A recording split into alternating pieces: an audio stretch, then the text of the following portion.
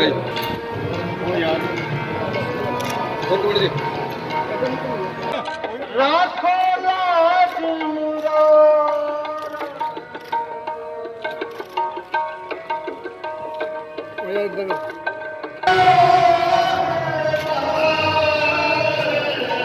ਸ਼੍ਰੋਮਣੀ ਗੁਰਦੁਆਰਾ ਪ੍ਰਬੰਧਕ committee ਵੱਲੋਂ ਲੋੜਵੰਦਾਂ ਲਈ, ਗਰੀਬਾਂ ਦੇ ਲਈ, ਕਿਉਂਕਿ ਜਿਨ੍ਹਾਂ ਨੇ ਰੋਜ਼ ਦੀ ਰੋਟੀ ਕਮਾ ਕੇ ਖਾਣੀ ਸੀ, ਉਹਨਾਂ ਲਈ ਬਹੁਤ ਵੱਡੀ ਮੁਸੀਬਤ ਜਿਹੜੀ ਸੀ ਉਹ ਖੜੀ ਹੋ ਗਈ ਸੀ। ਇਸ ਕਰਕੇ ਉਹਨਾਂ ਦੀ ਮੁਸੀਬਤ ਨੂੰ ਮੁੱਖ ਰੱਖਦੇ ਹੋਇਆ ਜੋ ਗੁਰੂ ਨਾਨਕ ਦੇਵ ਸਾਹਿਬ ਨੇ ਸਾਨੂੰ ਲੰਗਰ ਦੀ ਪ੍ਰਥਾ ਜਿਹੜੀ ਹੈ ਉਹ ਬਖਸ਼ਿਸ਼ ਕੀਤੀ ਹੈ।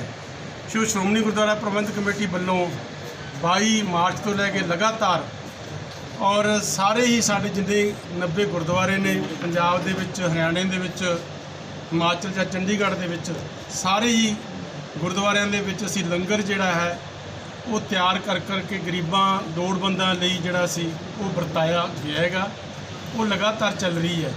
ਸੋ ਇਸ ਲਈ ਮੈਂ ਧੰਨਵਾਦੀ ਹਾਂ ਕਿ ਬਹੁਤ ਸਾਰੀ ਸੰਗਤ ਨੇ ਸਾਨੂੰ ਬਹੁਤ ਵੱਡਾ ਜਿਹੜਾ ਹੈ ਸਹਿਯੋਗ ਵੀ ਦਿੱਤਾ ਹੈ।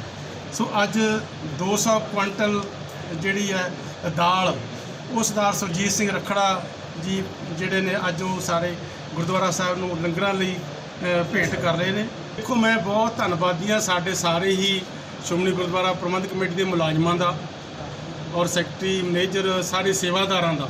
ਜਦੋਂ ਕਿ ਇਹਨਾਂ ਕਰੋਨਾ ਵਾਇਰਸ ਦੇ ਵਿੱਚ ਐਸੀ ਡਰ ਤੇ ਭੈ ਦਾ ਮਾਹੌਲ ਸੀ, ਬਹੁਤ ਸਾਰੇ ਲੋਕ ਆਪਣੇ ਪਰਿਵਾਰਾਂ ਨੂੰ ਵੀ ਛੱਡ ਕੇ ਆਪਣੇ ਮਾਂ-ਬਾਪ ਤੱਕ ਸੰਸਕਾਰ ਤੱਕ ਕਰਨ ਨਹੀਂ ਗਏ ਹੈਗੇ, ਲੇਕਿਨ ਸਾਡੇ ਸਾਰੇ ਮੁਲਾਜ਼ਮਾਂ ਨੇ, ਸੇਵਾਦਾਰਾਂ ਨੇ ਬਹੁਤ ਹਿੰਮਤ ਕੀਤੀ, ਆਪਣੀ ਜਿਹੜੀ ਜੀਵਨ ਨੂੰ ਵੀ ਐਸੇ ਉੱਚ ਪਾ ਕੇ, ਦਰ ਦੇ ਵਿੱਚ ਪਾ ਕੇ ਜਿਹੜਾ ਹੈ ਉਹਨਾਂ ਨੇ ਸੇਵਾ ਕੀਤੀ ਹੈ। ਮੈਂ ਇਹਨਾਂ ਦਾ ਬਹੁਤ ਬਹੁਤ ਧੰਨਵਾਦ ਵੀ ਕਰਦਾ ਔਰ ਜਿਨ੍ਹਾਂ ਨੇ ਸੇਵਾ ਕੀਤੀ ਉਹਨਾਂ ਦਾ ਸਨਮਾਨ ਵੀ ਜਿਹੜਾ ਅਸੀਂ ਕਰਾਂਗੇ।